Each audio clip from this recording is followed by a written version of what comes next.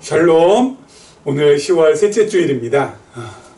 이제 가을이 점점 더 깊어지고 있습니다. 저도 계속 이렇게 반팔 와이셔츠로 강론을 하다가 드디어 수트를 입었습니다.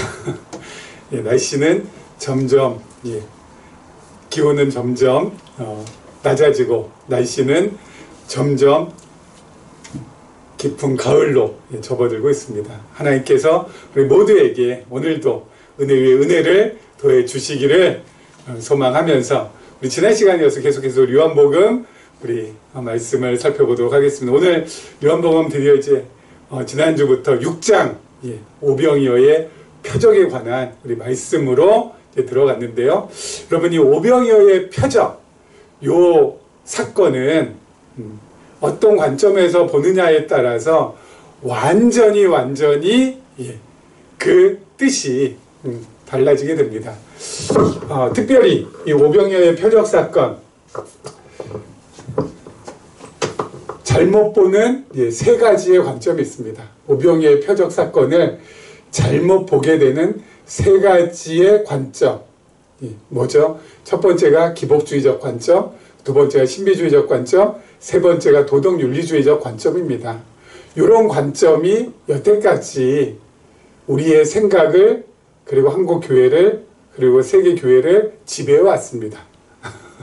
이 세 가지의 관점으로부터 벗어난 경우가 없었습니다. 늘 그 안에서만 맴돌고 있었습니다. 하지만 하나님께서 우리에게 은혜를 베풀어 주셔서 이 세 가지의 관점에서 벗어나서 정말 성경과 가장 근접한 관점, 계시적인 관점을 허락해 주셔서 오늘은 이 계시적인 관점에서 오병이어의 표적을 이제 살펴보고자 합니다. 살펴보기 전에 우리 잘못된 세 가지 관점, 저희가 계속 학습받아왔고 또 들어왔고 또 이렇게 익히 알고 있었던 것들을 먼저 한번 정리한 다음에 우리 오늘 본문 말씀으로 들어가 보도록 하겠습니다. 아까 말씀드린 대로요, 오늘 요한복음 6장에 나오는 오병이어의 표적 사건을 잘못 해석하는 경우, 첫 번째가 기복주의적인 관점이라고 했습니다. 그렇죠? 기복주의적인 관점에서는 오병이어의 표적 사건에서 주로 초점을 맞추는 것이 바로 어린 소년입니다. 어린 소년에 초점을 맞춥니다. 여러분, 이 어린 소년이 자신이 먹을 한 끼 도시락, 물고기 2마리와 보리떡 5개, 이것은 어린 소년에게 있어서 당연히 자기가 어머니께서 싸주셨던 도시락이기 때문에 당연히 의당 자기가 먹을 수밖에 없고 먹어야 되는 그러한 점심 한 끼였습니다. 그런데 이 어린 소년임에도 불구하고 그것을 자신이 먹지 않고 어떻게 했습니까? 주님께 드렸습니다. 주님께 드리고 나서 그 물고기 2마리와 보리떡 5개가 어떻게 됐습니까? 5,000명의 장정을 먹이고도 남는 놀라운 일이 벌어졌습니다. 오병이어, 너무너무 작은 것이지만 그것을 주님께 드렸을 때는 무한대로 확장되는 놀라운 기적을 경험합니다. 우리들도 주님께 작은 정성을 드려야 됩니다. 그 작은 정성이 어린 소년의 오병이어의 기적처럼 우리 삶에 놀라운 기적, 하나님께서 내려주시는 복의 기적을 체험하게 될 것입니다. 아멘? 하면 다 아멘 하죠. 기복주의적 관점. 그렇죠? 이때까지 우리가 익히 들었고, 오병이어 사건, 오병이어 표적, 그러면은, 그래, 주님께 정성껏, 작은 정성이라도 드릴 때 우리 어떻게 하신다? 주님께서 놀라운 기적을 우리에게 베풀어 주신다. 이렇게 우리가 알고 있었던 게 바로 기복주의적 관점이고요. 신비주의적 관점도 있습니다. 신비주의적 관점. 이거는 주님의 축사.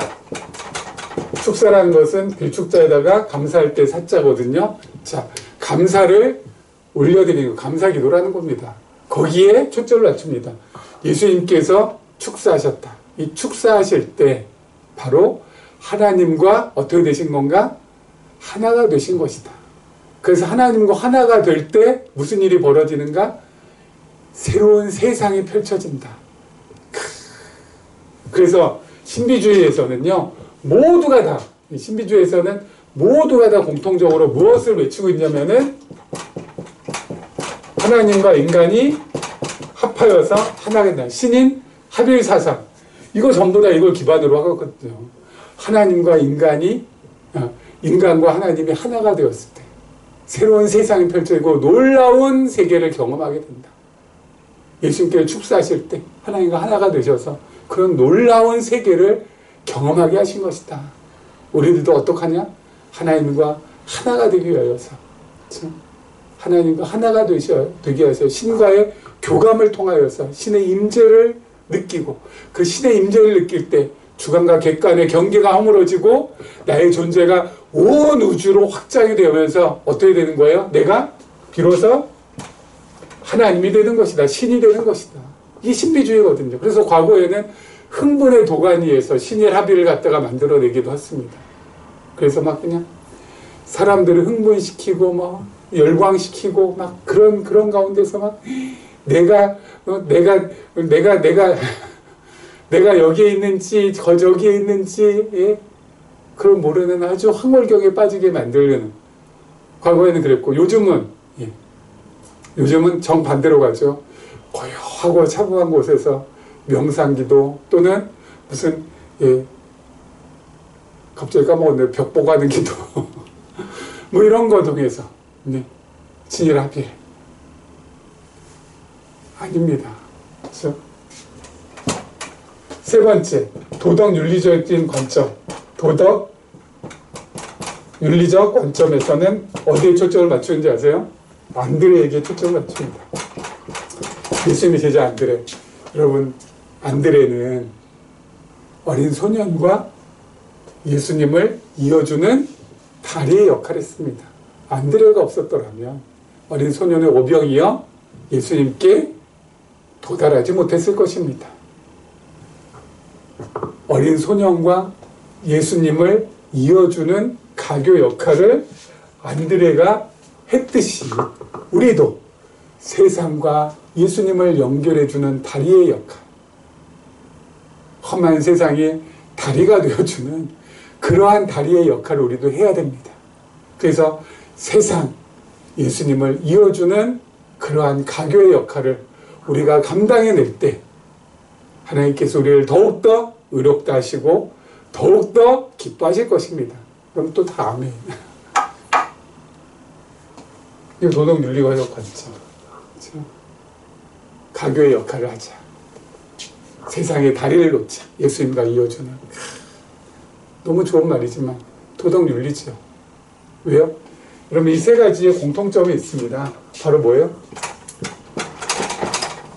인간의 욕심을 채우고자 한다는 거. 뭐 기복주의야. 어때요? 작은 정성을 들이면 주님께서 엄청난 복의 기적을 베풀어 주신다. 이건 뭐 당연히 부자가 되고 싶은 욕심을 막 부추기는 거죠. 여러분, 신비주의적 관점도 뭡니까? 힘든 세상, 고달픈 세상, 어려운 세상 견디기 참 힘든 이 지옥 같은 세상에서 벗어나서 어때요? 내가 하나님이 되어서 그 모든 것으로부터 벗어나게끔 만들어준다라는 그런 욕망을 또 어때요? 부추겨주는 겁니다. 신인 합일이라는 것은 신인 합일이라는 것은 다른 것이 아니라, 그렇죠? 내가 하나님이 되고자 하는 것. 나의 존재가 우주 전체에 퍼져서 내가 마음 먹은 대로 내가 의도한 대로 모든 것이 이렇게도 되고 저렇게도 되고 자기가 완전히 하나님이냐. 그래서 어때요? 이 고달프고 힘들고 고되고 눈물 많고 슬프고 어려운 이 세상에서 잠시 벗어나게끔 욕심 채워주는 겁니다. 도덕 윤리적 관점은 뭐예요? 그 어떤 사람들보다도 우월하게, 그 어떤 사람들보다도 의롭게 살고자 하는 인간적인 또 어때요? 욕심을 부추기는 거죠. 다 뭐예요? 밑바닥에는 욕심을 채우기 위한 방편으로서 오병이어의 표적 사건을 이용하고 있다는 것입니다. 그렇죠? 근데 여러분, 여기에서 벗어날 방법이 여태까지는 없었어요. 안 그렇습니까? 어떻게 벗어나겠습니까?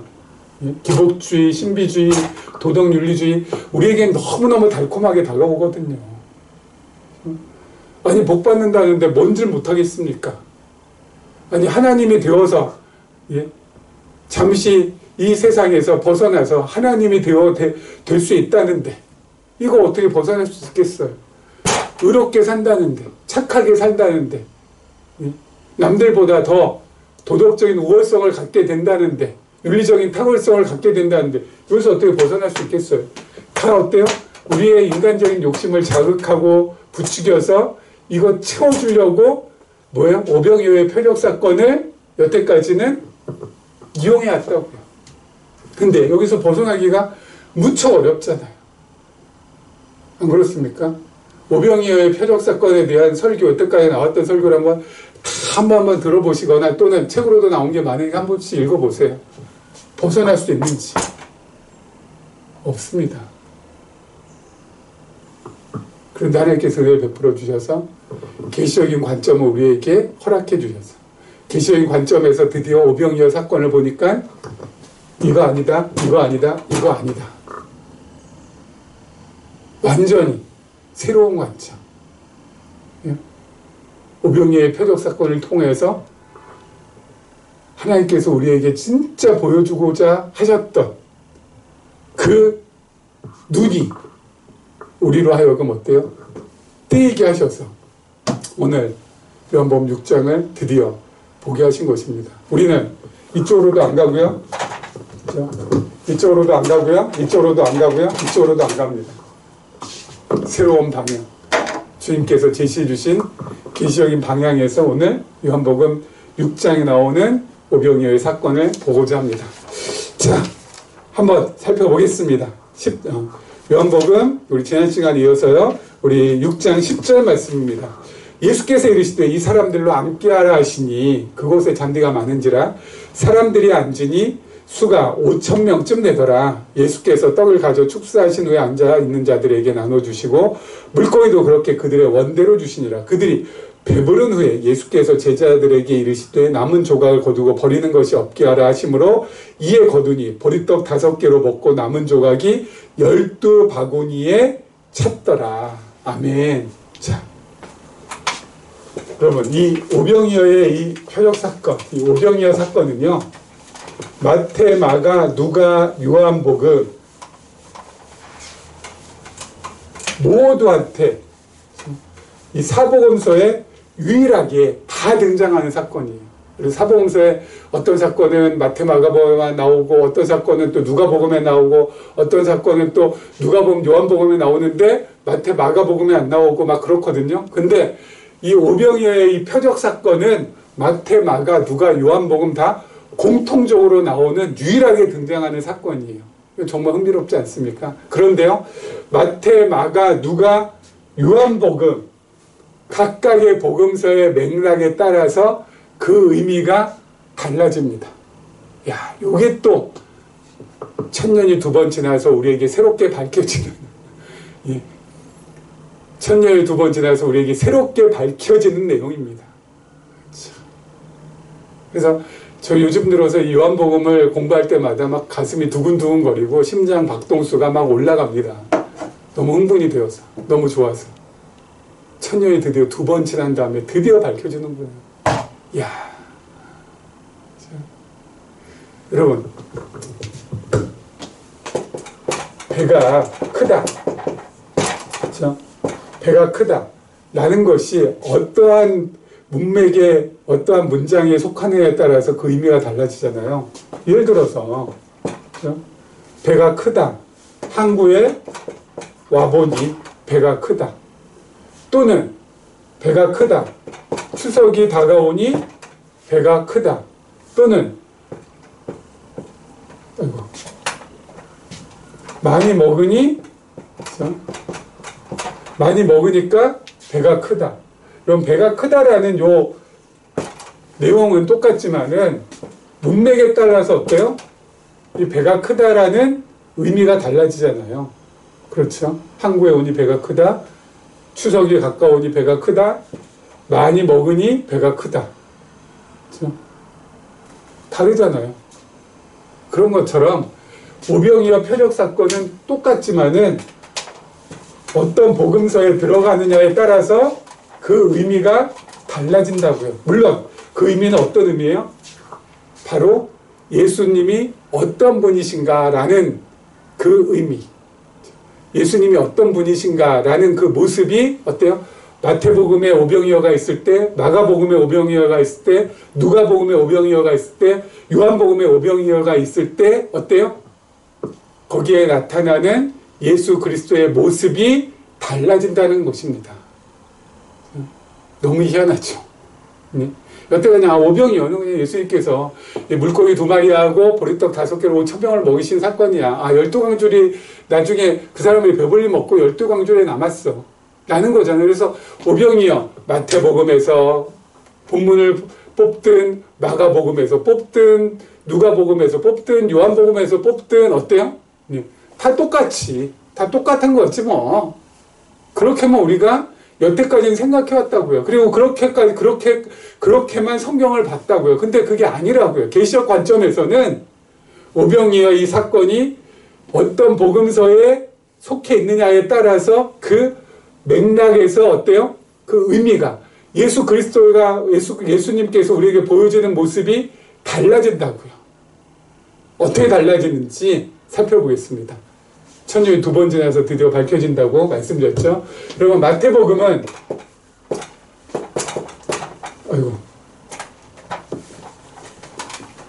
예수님의 직임을 중심으로 해서 그렇죠? 예수님의 직임을 중심으로 해서 예수가 그리스도이신 걸 우리에게 계시하는 말씀을 했습니다. 직임 어떤 거요? 선지자, 그리고 왕, 그리고 제사자. 그렇죠? 그리고 마가복음은 신분이라고 했습니다. 신분을 중심으로 하나님의 아들의 신분, 하나님의 아들의 신분인데 그 아들은 낮아지시고 비하되시고 그리고 높아지시는, 승귀하시는. 그리고 누가복음은 사역을 중심으로 하는데 그 사역 첫 번째는 하나님 아들 사역, 아들로서의 사역. 두 번째는 하나님 나라의 사역. 그리고 세 번째는 구속의 사역. 이렇게 있습니다. 그리고 요한복음 우리가 알다시피 하늘 아버지께로 오신 예수. 그리고 하늘 아버지께로 가시는 예수. 이렇게 있거든요. 자, 여기서부터 중요합니다. 마태복음에서는 14장에 나옵니다. 뭐가요? 오병이어 사건. 14장은 이쪽입니다. 이거. 그리고 마가복음은 6장에 나옵니다. 여기입니다. 여기. 그리고 누가복음은 9장에 나옵니다. 바로 여기입니다. 여기. 그리고 우리가 알다시피 요한복음도 6장에 나옵니다. 여기에 있습니다. 여기. 그렇죠? 오병이어의 사건이 마태복음에서는 14장, 마가복음 6장, 그리고 누가복음 9장, 그리고 요한복음 6장 이렇게 나와요. 그렇죠? 그런데 자, 마태복음에서는 예수 그리스도가 선지자의 직임을 행하시는 분으로서의 의미로 우리에게 다가오거든요. 오병이어의 사건과 선지자가 무슨 관계가 있나? 여러분, 구약의 선지자들 가운데서 엘리야가 있습니다. 엘리야 시대 때가 아하방 시대거든요. 아하방 때 하나님께서 하늘문을 잠그십니다. 무슨 뜻이냐면은 비를 갖다가 내리지 않게 하세요. 모든 시냇물이 다 말라버립니다. 완전히 가뭄도 그런 가뭄이 없습니다. 그리고 1년 동안만 가뭄이 들어도 이거는 뭐 난리도 아니잖아요. 난리도 아니잖아요. 정말 어딥니까? 강릉에 비가 내리지 않아가지고 올 여름 한 번 가뭄이 들었는데 그런 큰 난리를 쳤는데 뭐 옛날에는 뭐 더 심했겠죠. 가뭄이 들었습니다.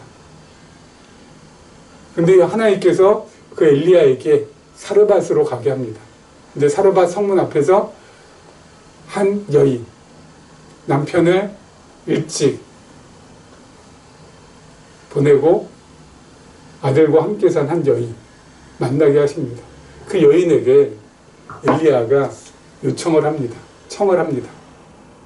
나에게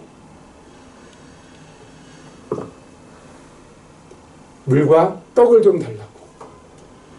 아니, 이 사르밧, 이 과부도 자신도 물 얻을 데도 없고 그리고 마침 통에 한 움큼의 가루와 그리고 병에 기름 조금 남아있는 거 가지고 그거 가지고 아들하고 같이 떡을 좀 만들어서 빵을 좀 만들어서 그걸 갖다 먹고 이제 이게 더 이상 이제 우리 끝이다 하고 이제 죽으려고 했는데 엘리야 선지자가 와서 요청하니까 어떠겠어요? 이리 주구나 저리 주구나 라는 생각을 했는지 사르밧 과부가 정성껏 마지막 어때요?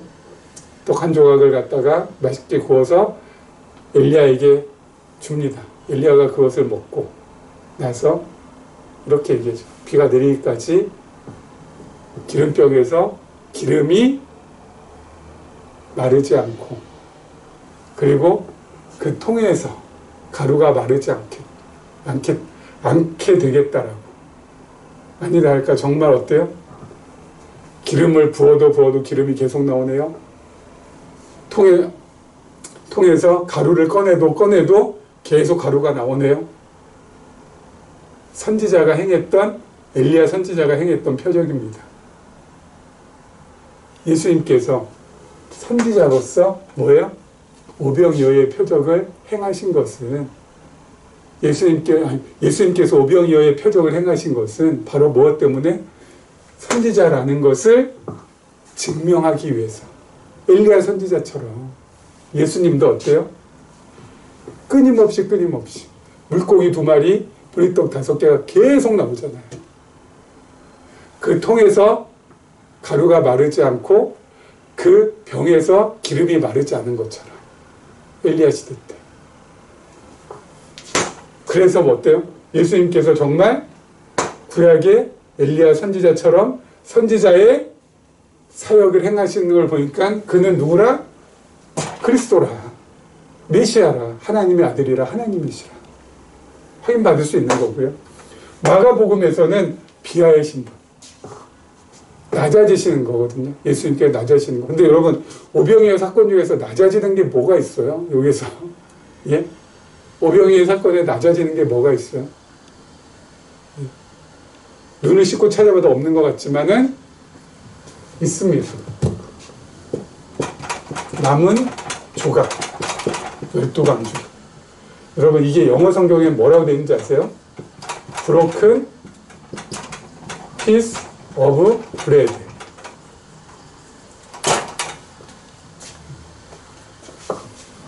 broken 깨어진, 부서진, 망가진. 예수님께서 장차 어떻게 될 거라고요? 깨어지고 부서지고 망가지실 거라고요. 왜요? 고난받으시고 십자가에 달리셔야 되니까. 낮아지시는 거죠. 그래서 오병이어, 마가복음에서 오병이어 사건에서의 포인트는 이 남은 조각, 브로큰 된다는 거. 브로큰 된 떡 조각. 예수님께서 이렇게 어때요? 깨어지고 부서지고 버려지실 것이라는 거. 그게 바로 마가복음에서의 오병이어의 의미입니다. 하나님의 아들로서 낮아지시고 다시 높아지실 건데, 낮아지시는 것을 보니까 그가 바로 누구라? 하나님의 아들이 맞다. 메시아가 맞다. 그리스도가 맞다. 누가복음에서는 하나님의 아들, 이 누가복음의 9장에 이 부분에 들어있어요. 뭘까요? 하나님의 아들로서 통치자의 권능을, 통치자의 능력을 보여주신다는 것입니다. 어떻게 보여주세요? 여러분, 통치자가 정말 그 능력을 백성들한테 확실하게 보여줄 때가 언제입니까? 무엇입니까? 보여주는 거. 나 능력 이래. 나 이런 사람이야. 응? 이거 보여줄 때, 이거 보여주는 거. 뭐 가지고 보여줄 수 있나요? 통치자가? 막 감옥 보내고, 막 그냥 사람 잡아들이고, 막 사람 사형시키고 이런 거 가지고 보여주나요? 아니죠. 진정한 통치자는 무엇으로 보여줘요? 우리가 늘 이해한 것처럼. 예로부터. 통치자가 백성들의 배부르게 하고, 굶주린 배를 굶지 않도록 배부르게 해주고, 어때요? 차가운 바닥에 눕지 않고 등 따숩게 만들어주는 거. 배부르고 등 따숩게 해주는 게 통치자로서의 능력을 최대로 보여주는 거잖아요. 배부르고 등 따뜻한데 통치자로 인해서 백성들이 뭐가 그렇게 불만불평이 많겠어요. 최고를 잘 다스리는 거 아니겠습니까? 예수님께서 어떻게 해요? 배부르게 먹게 해주셨잖아요. 오병이어를 가지고 최고의 통치의 능력을 보여주셨다는 것입니다. 누구로서? 하나님의 아들로서. 그러므로 그가 누구라? 메시아라. 그리스도라. 요한복음. 하늘 아버지께로 오신 예수. 우리가 지금 하는 겁니다. 요한복음은 유일하게 예수님께서 오병이어에 관한 요 표적의 사건의 의미를 밝혀주셨어요. 어떻게 해요? 떡을 먹이신 거. 그래서 사람들이 배부르게 된 거. 그건 바로 뭐예요? 예수님 자신이 생명의 떡으로 오셨다는 겁니다. 생명의 떡. 너희 이거 먹어야 된다는 겁니다. 왜요? 이걸 먹어야 영원한 생명을 얻고, 그리고 죄로부터 벗어날 수 있다는 것입니다. 하늘 아버지께로부터 오셨다고. 자, 여러분, 영원한 생명을 얻게 하고 죄로부터 벗어나게 해주는 것은 예수님 이전만 하더라도 하나님만이 하실 수 있는 유일한 능력이셨어요. 하나님이야말로 어때요? 죄로부터 벗어나고 죄로부터 사해 주시고, 그리고 영원한 생명을 얻을 수 있도록 만들어 주시는 분이 바로 누구예요? 하나님만이셨어요. 그런데 예수님께서 오셔서 본인 자신을 뭐라고 하세요? 생명의 떡. 이 생명의 떡을 먹으라고 하십니다. 그리고 영생을 얻으라고 하십니다. 그리고 죄로부터 사함을 받으라고 하십니다. 뭐예요? 하나님하고 똑같다는 거잖아요. 요한복음, 여기다 안 적었네요. 요한복음은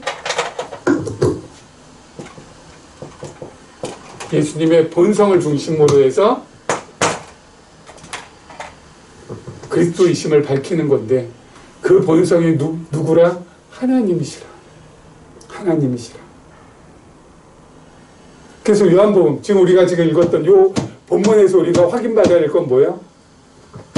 사람들이 떡 배불리 먹고 저렇게 기뻐하고 좋아하는 거, 굶주린 배 채우는 거,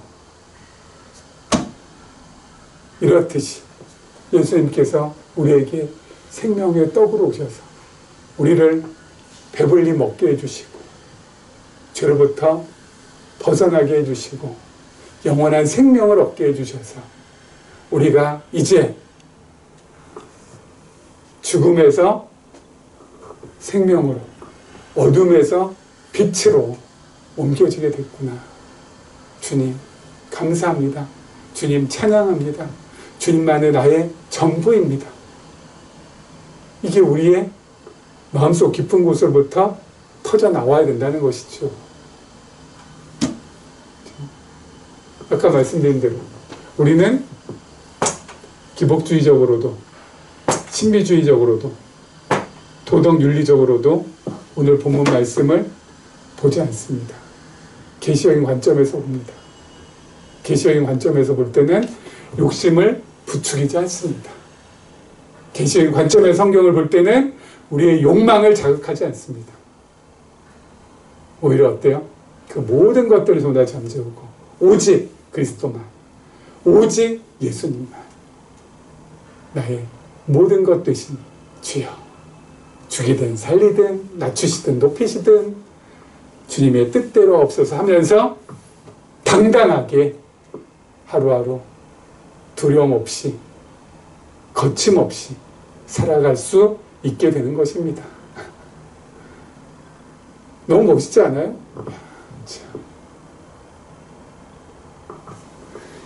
자, 그리고 우리 14절 말씀부터 또 보겠습니다. 14절. 그 사람들이 예수께서 행하신 이 표적을 보고 말하되 이는 참으로 세상에 오실 그 선지자라 하더라. 그러면 예수께서 그들이 와서 자기를 억지로 붙들어 임금으로 삼으려는 줄 아시고 다시 혼자 산으로 떠나가시니라. 야, 사람들의 생각하고 예수님의 생각이 달라도 너무 다릅니다. 하늘과 땅의 차이만큼 다르고요. 물과 기름 섞일 수 없을 만큼 그렇게 다릅니다.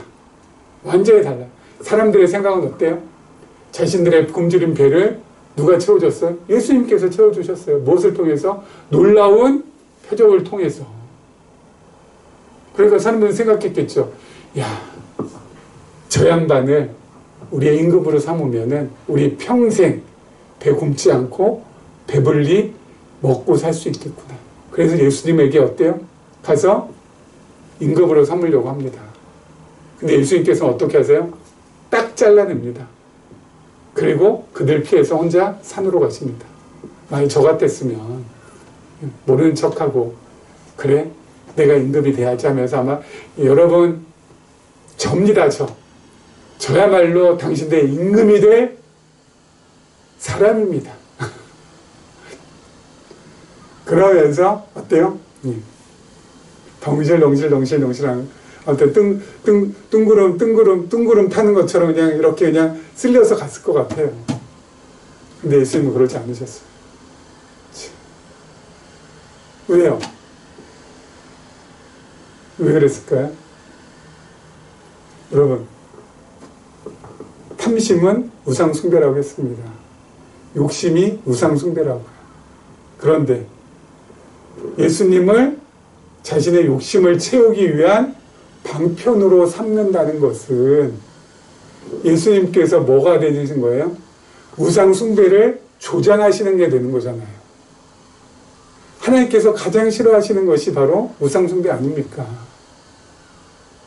근데 예수님께서 그것을 용납하신다고요? 그래서 그들에게 등 떠밀려서 왕이 되시다고? 있을 수 없는 일이에요. 그들의 욕심을 채워주기 위해서. 예수님께서 정말 이 땅에 오셔서 할 일이 없어서 사람들 우상 숭배를 조성해주는 그러한 결과를 빚는 그런 일을 왜 하시겠습니까? 딱 자르시는 거죠. 아니 하면서 도망가시는 거예요. 피해 가시는 거예요. 자신의 욕심을 채우기 위해서 예수님을 왕으로 삼고자 하는 사람들, 이 사람들 피해서 어때요? 도망가는 겁니다. 여러분, 서두에서 말씀드린 것처럼 우리가 성경 가지고 우리의 욕심 채우려고 한다는 것은 이거는 있어서도 안 되고 있을 수도 없는 일이에요. 그런데 지금까지 성경을 그러한 우리의 욕심을 채우는 도구로 너무 많이 이용해 왔습니다. 이제 거기에서 벗어나야 돼요. 하나님께서 우리 이 땅에 보내신 것은 욕심 채우라고 보내신 게 아니잖아요. 욕심을 오히려 어때요? 채우는 게 아니라 잠재우고, 내 욕심 잠재우고 하나님의 욕심을 채워야 되잖아요. 그게 바로 뭡니까? 하나님 욕심 채우는 게 하나님의 뜻을 구하는 거잖아요. 하나님의 뜻을 구하는 거. 주여, 오늘도 나를 통해서 이 땅에 하나님의 뜻이 이루어지기. 이거잖아요. 이렇게 될 때 어때요? 내 욕심은 잠재워지거든요. 성경은 우리 욕심을 채우기 위한 도구로 전락시켜서는 안 됩니다. 어떻게 해야 돼요? 하나님의 뜻이 무엇인지, 하나님이 누구신지, 하나님께서 보내신 예수 그리스도가 어떤 분이신지를 확인하고 또 확인하고 또 확인하면서 나의 욕심 잠재우고 하나님의 뜻 앞세우고 하나님의 뜻대로 나의 모든 것이 이루어지나이다 라고 하면서 하나님 앞에 나의 모든 것들을 드리는, 맡기는 그러한 삶으로 나아가야 되지 않겠습니까? 부디 바라기는, 부디 바라옵기는 하나님의 뜻을 앞세우면서 나의 욕심을 주여 잠재워 주소서 기도하면서 이 멋지고 푸르른 가을을 하나님 앞에 올려드리면서 한 걸음 한 걸음 나아가시기를 주님의 이름으로 축원합니다.